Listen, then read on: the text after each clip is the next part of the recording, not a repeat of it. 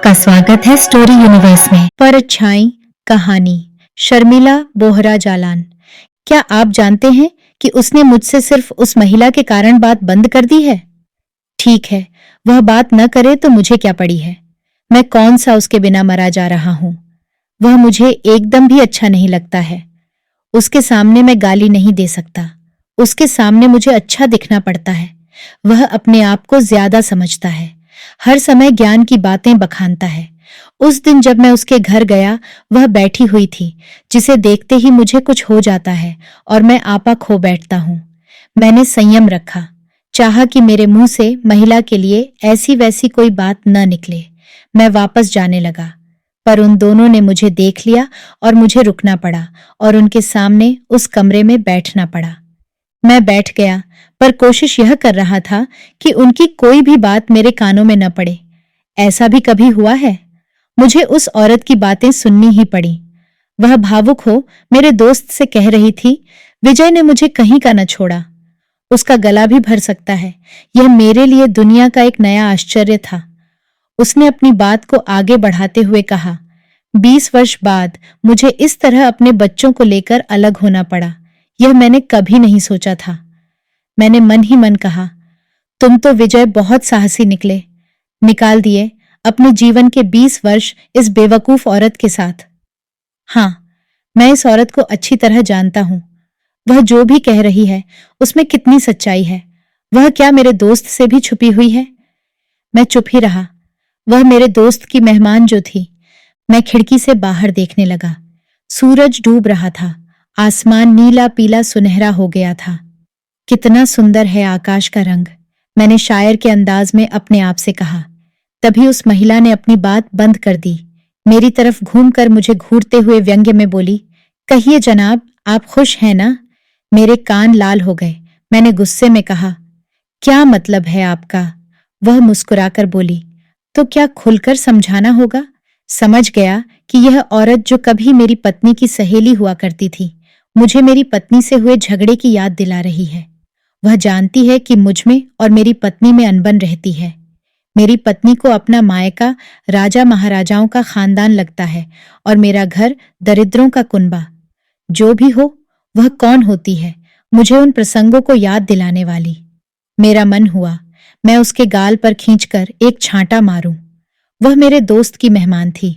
मैंने अपने दोस्त की तरफ देखा कि वह मुझे बचाए, पर वह साला तो आंखें झुकाकर बैठ गया। उसने मुझे उस पल एकदम अकेला छोड़ दिया। मैं तिलमिला गया। कभी मैं अपने दोस्त को देख रहा था तो कभी उस औरत को। मेरे घरेलू मामले में कुछ भी बोलने वाली वह कौन होती है? वह औरत कुछ भी बोल दे, यह मैं बर्दाश्त नहीं कर सकता। तभी वह खड़ी हो गई और अंगुली दिखाकर बोली, आप इतने सीधे नहीं हैं कि मेरी बात का मतलब न समझें। मैं चीखा, अगर आप चुप नहीं होंगी तो क्या? उसने मुझे उकसाया। मैंने अपनी मुट्ठियां भींच ली और 1-2 गिनती शुरू कर दी और मन ही मन स्वयं को समझाता रहा कि मुझे इस महिला से कोई बात नहीं करनी। ये बोलती कुछ है, सुनती कुछ और करती कुछ है। एक नंबर की झगड़ालू है और अक्सर विजय से उसकी आय कम होने के लिए झगड़ती रही है। मैंने देखा वह आंख फाड़े मुझे घूर रही थी। मेरे मुंह से न जाने कैसे निकल गया, अच्छा हुआ विजय चला गया। मेरे दोस्त ने मुझे चौंक कर देखा। वह अजीब स्थिति में फंस गया था। मुझे आंख दिखाकर बोला, यह क्या बोल रहे हो? क्या अधिकार है तुम्हें इस तरह की बात बोलने का? मैंने कहा, गलत तो नहीं बोला। हम दोनों एक दूसरे को आंख और उंगली दिखलाने लगे। वह बोली, कैसे कैसे लोग आपके घर में आते हैं? मैंने अपनी आवाज को और ऊंची करके कहा, आपसे तो बेहतर आते हैं। दोनों तरफ से गोला बारूद दागे जा रहे थे और मेरा 30 साल पुराना दोस्त मुझे रोकता रहा। चली गई वह पागल औरत हम दोनों के बीच आग सुलगाकर।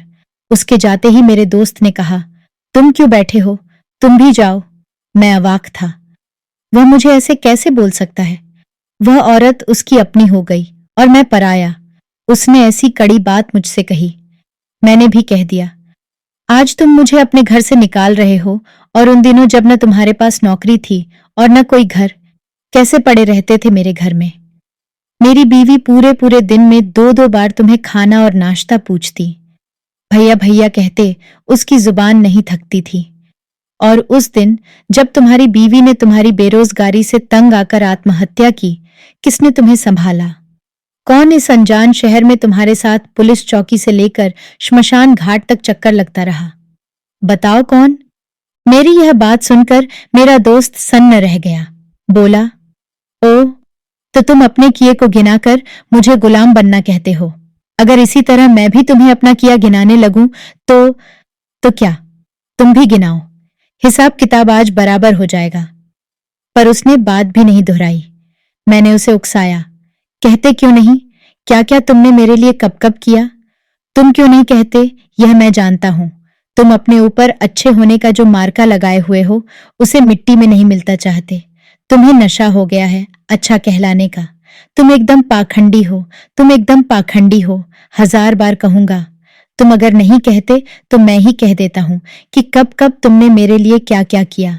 तुमने मुझे उस समय सहारा दिया जब मैं अपनी प्रेमिका ज्योति के प्यार में रो रहा था। तुमने मुझे उस समय डांटा जब मैंने अपने ससुर को गाली दी। तुमने मेरी बीवी को समझाया कि मैं बदमाश नहीं, तुनका मिजाज हूं। वैसे मैंने उस दिन पी नहीं थी, पर न जाने विक्षिप्त क्यों हो गया था। मैंने अपने को विक्षिप्त नहीं कहा। यह तो दोस्त ने मुझसे कहा कि तुम विक्षिप्त हो गए हो। वह ऐसे ही कहता है, किताबें बहुत पढ़ता है ना। न जाने कितने लेखक कवि उसके दोस्त हैं जो उसके पास पड़े रहते हैं और वह पिलाता रहता है उनको चाय। करते रहते हैं तो सभी देश और समाज पर चर्चा। उनमें कौन कितना सच्चा है यह मैं जानता हूं, तभी तो वह मुझे आने से मना कर देता है। वह डरता है कि कहीं मैं उन साहित्यकारों के मुंह पर उनकी पोल चौड़ी न कर दूं। अलग से बैठकर वह मेरे साथ उनकी खूब खिल्ली उड़ाता है, पर उनके सामने ऐसा बन जाता है जैसे उनका कितना सगा है। वह यह जानता है कि उसके वे मित्र शराब पीकर कैसी ओछी बात करते हैं, पर जब मैं ओछेपन पर उतरता हूं तो मुझे डांटता है। मैं गुस्से में कहता हूं, तुम एकदम कुत्ते हो। वह हंसने लगता है। वह हंसते हंसते दोहरा हो जाता है, फिर अचानक खूब गंभीर होकर कहता है, मैं सचमुच कुत्ता हूं। किस लिए ये सब कर रहा हूं? मुझे क्या पड़ी है जो सबको समझाता और समझता रहता हूं?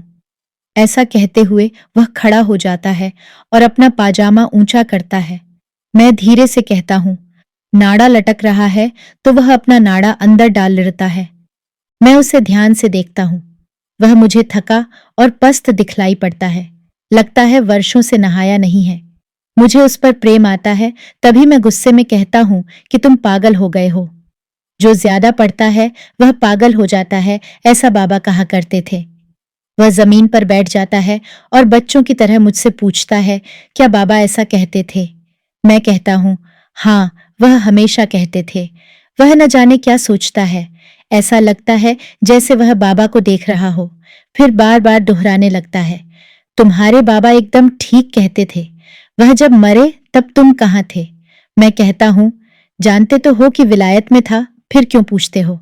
वह कहता है, तुम सभी एकदम स्वार्थी हो। विलायत में ही क्या लड़कियां मिलती हैं, यहां नहीं। मैं चीखता हूं कि गलत सलत मत बोलो। तुम अच्छी तरह जानते हो मैं औरतबाज नहीं हूं। तब वह गुस्से में कहता है, हो जाते तो अच्छा था, कम से कम मेरा पिंड तो छोड़ते। मैं अपना सामान उठा जाने लगता हूं और कसम खाता हूं कि कभी उसकी चौखट पर पांव नहीं रखूंगा। कसम खाता हूं कि कभी उसका मुंह नहीं देखूंगा। कसम खाता हूं कि कभी उसे याद नहीं करूंगा। वह साला समझता है कि मैं उसके बिना मरा जा रहा हूं। सालों से मैं यहां आता हूं इसके पास, जिसे मेरी जरूरत नहीं, जो उस झगड़ालू के सामने मुझे आंख दिखाने लगा। साला औरत के सामने अच्छा बनने का नाटक कर रहा था। 1 नंबर का डरपोक है। कभी भी किसी भी औरत को कुछ न बोल सका, बस दूर से ही देखकर खुश हो लेता। जब वह हंसती हुई उसके पास आकर बैठ गई थी तो उसका पाजामा नीचे होने लगा था। रोए ऐसे खड़े हो गए थे जैसे कोई चोरी पकड़ ली गई हो और आज भाषण झाड़ रहा था उसके सामने। मैंने उसे उस औरत के सामने यही तो कहा कि तुम एकदम झूठे हो। बस उसने मुझसे बात बंद कर दी। वह मुझसे बात नहीं कर रहा। पूरा 1 महीना हो गया वह मेरे पास नहीं आया। जब कभी मैं उसके घर जाता हूं पता चलता है वह घर पर नहीं है। वह कहाँ गया? वह घर पर क्यों नहीं मिलता? उसका इस शहर में मेरे सिवा और कोई नहीं है। वह किसी कवि लेखक के यहाँ बैठा होगा, यह मैं नहीं मान सकता, क्योंकि मैं जनता हूं उसे साहित्यकारों से कितनी एलर्जी है। वह किसी औरत के चक्कर में भी नहीं फंसेगा। वह किसी आंदोलन का अगुवा तो नहीं बन गया? कहीं किसी बस्ती में जाकर पढ़ाना वढ़ाना तो शुरू नहीं कर दिया? हे भगवान, कहाँ खोजूं उसे? क्या उसे कोई खोज नहीं सकता? वह शराब नहीं पीता है, वह सिगरेट नहीं छूता, वह ताशबाज नहीं है, वह एकदम अच्छा नहीं है। वह साला मर क्यों नहीं जाता? मैंने उसे इतनी बार कहा कि वहां उस इलाके में अकेले पड़े रहते हो, आकर मेरे पास क्यों नहीं रह जाते? यहाँ कमरा खाली है। पर वह माने तब ना। अपना खाना अपने आप बनाता है, सारा काम अपने आप करता है। कहता है इस देश में बहुत सारे लोग इससे भी बुरे हाल में रहते हैं। मुझे उसकी ये बातें बेकार लगती हैं, फालतू आदर्शवादी बातें। पर वह हंस देता है। वह उस हालत में फटे हाल रहकर हंस कैसे सकता है? वह जैसा खाना बनाता है, जिस ढंग से जिस बर्तन में खाता है, वैसे तो झुग्गी वाले भी नहीं खाएंगे। वह मैले कुचैले कपड़ों में रहता है, क्या वैसे ही जिया जाता है? वह वैसे ही है, पर वह कहाँ चला गया? वह क्यों चला गया? वह जनता है, मैं उसके बिना नहीं रह सकता। मैं रोने रोने को हो आया। हाँ, मैं रो रहा हूं। वह महिला नहीं आती तो वह मुझसे बात बंद नहीं करता। वह एकदम भी अच्छा नहीं है। आशा करते हैं कि यह कहानी आपको बहुत पसंद आई होगी। ऐसी और कहानियां सुनने के लिए जुड़े रहिए हमारे चैनल स्टोरी यूनिवर्स के साथ। धन्यवाद।